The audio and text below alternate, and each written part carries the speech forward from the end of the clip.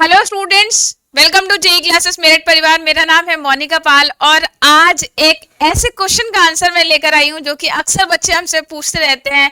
बहुत ज्यादा दबा कर हमें व्हाट्सएप पर मैसेजेस आते रहते हैं।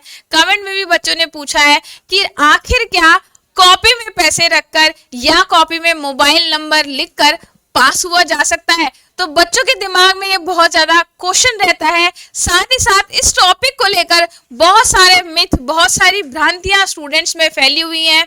कुछ स्टूडेंट ऐसे हैं जो अपने सीनियर से पूछते हैं कि क्या भैया कॉपी में पैसे रखकर या कॉपी में मोबाइल नंबर लिखकर मैं पास हो सकता हूँ या पास हो सकती हूँ।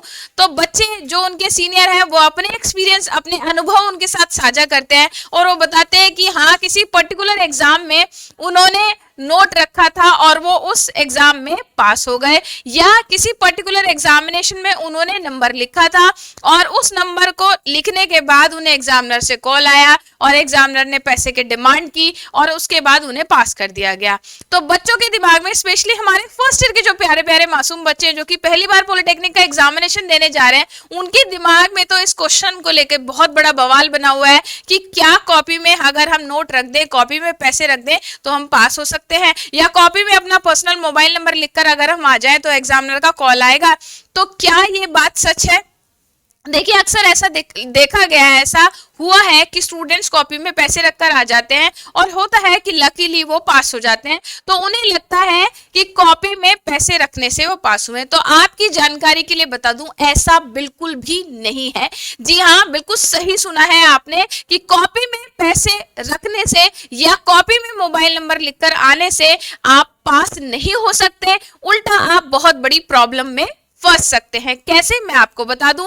देखिए, होता क्या है कि जब हमने, मान लीजिए फॉर एग्जांपल, मैं आपको छोटा सा एग्जांपल देती हूं कि आपने कॉपी में केवल 2 क्वेश्चन अटेम्प्ट करे, यानी 5-5 नंबर के 2 क्वेश्चन आपने लिख दिए, यानी अगर एग्जामिनर फुल ऑन मार्क्स भी आपको देता तो 5 + 5 आपके कुल मिला के 10 नंबर ही आ सकते हैं। और आप ऐसी स्थिति में अगर 500, 1000, 2000 का नोट रख के आ जाते हैं या कितने से बड़ा अमाउंट आप रखकर आ जाते हैं और आपको लगता है कि आप उन पैसे को रखकर पास हो सकते हैं, तो बिल्कुल ये ख्याल अपने दिमाग से निकाल दीजिए। मान लीजिए आपने अटेम्प्ट ही क्वेश्चन 10 नंबर के करे हैं, तो भले ही आप कितने बड़ा से बड़ा नोट रख दें, एग्जामिनर अपनी लिमिट से ज्यादा जाकर आपको पास नहीं कर सकता, क्योंकि वो 10 के 17 नहीं कर सकता।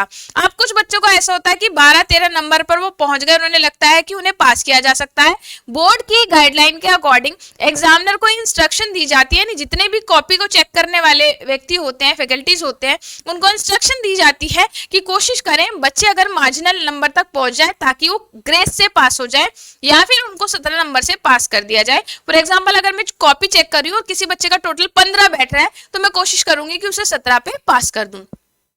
तो वो क्या होता है, एग्जामिनर खुद ही अपने प्रेजेंस ऑफ माइंड के अनुसार उस बच्चे को मार्जिन पर जाकर पास कर देता है। और ऐसे समय पर बच्चों को लगता है कि जो नोट वो कॉपी में रखकर आया है उसकी वजह से वो पास हो गया, ऐसा बिल्कुल भी नहीं। साथ ही साथ कुछ बच्चे क्या करते हैं, मोबाइल नंबर भी अपना कॉपी में लिखकर आ जाते हैं। अलग अलग पेज पर अगर देखा जाता है, कॉपी चेक होती है तो पता चला हर एक पेज पर नंबर लिखा हुआ है, कॉपी के बीच में भी नंबर लिखा है, कॉपी के बाद में भी नंबर लिखा है। तो ऐसा बच्चे करते हैं, उन्हें लगता है कि उनको एग्जामिनर से कॉल आएगी। कुछ एग्जामिनर शायद से ऐसा करते भी हैं, मुझे इसके बारे में जानकारी तो हालांकि ज्यादा नहीं है कि ऐसा होता है क्या, तो बट बच्चे जैसा कहते हैं कि कुछ एग्जामिनर उनको कॉल करते हैं, जो कि बिल्कुल इलीगल है। आप इसको बिल्कुल सपोर्ट ना करें। आप ऐसा करने से परेशानी में कैसे फंस सकते हैं, यानी ये बात तो तय है कि पैसे रखने से या मोबाइल नंबर लिखकर आने से आप पास तो बिल्कुल नहीं हो सकते, उल्टा और बहुत बड़ी परेशानी में पड़ सकते हैं। कैसे पड़ सकते हैं ये भी आपको बता दूं। देखिए, जब हम कुछ इस तरह की एक्टिविटी करते हैं, यानी या तो हम क्वेश्चन पेपर, अपनी आंसर बुक में हम पैसे रखकर आ जाएं या मोबाइल नंबर लिखकर आ जाएं, तो बोर्ड की गाइडलाइंस के अकॉर्डिंग, यानी बोर्ड के निर्देश के अनुसार, ये अनफेयर मीन की कैटेगरी में आता है। किस में आता है? ये यूएफएम कैटेगरी में आता है। मैं आपको बता दूं, ये होता है हमारा यूएफएम। यूएफएम क्या होता है? Unfair means category. यूएफएम हमारा होता है अनफेयर मीन्स, यानी कि अनुचित साधन। अनुचित साधन यानी कि आपने गलत तरीकों का इस्तेमाल अपनी कॉपी में किया है। तो ये जो भी हमारा, यानी कि मोबाइल नंबर लिखना या फिर कॉपी में पैसे रखना, दोनों ही हमारे यूएफएम की कैटेगरी में आते हैं।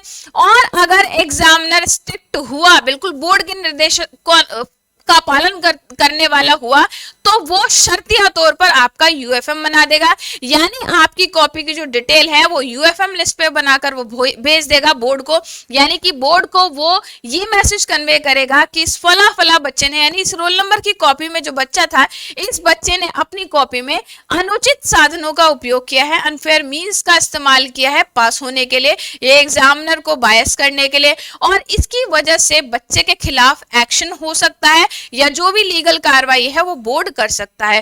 तो इसलिए आप बच्चों को सख्त हिदायत में देना चाहती हूं कि आप सभी इस तरह का कोई काम ना करें जिससे कि आप इस परेशानी में फंस जाएं। तो आप सभी आने वाले अपने सेमेस्टर एग्जामिनेशन में ना तो इस तरह की कोई एक्टिविटी करने की कोशिश करें, ना ही दूसरों को ये सलाह दें कि आप कॉपी में पैसे रख लें आप पास हो जाएंगे, या फिर आप मोबाइल नंबर लिखकर आ जाएं आप पास हो जाएंगे, क्योंकि इस तरह की एक्टिविटी करने से आपको सोल्यूशन तो शायद मिले या ना मिले, लेकिन आप नई समस्या में, नई प्रॉब्लम में जरूर फंस जाएंगे और आप यूएफएम की कैटेगरी में आ जाएंगे। तो आप बिल्कुल भी ऐसा ना करें, साथ ही साथ अपने साथियों को, अपने दोस्तों को, आपके सीनियर या आपके जूनियर जो भी आपसे कनेक्टेड है उनको भी ये जानकारी साझा करें ताकि वो स्टूडेंट्स भी इस तरह की कोई गलती एग्जामिनेशन में ना करें। थैंक यू सो मच बच्चों, जय हिंद जय भारत।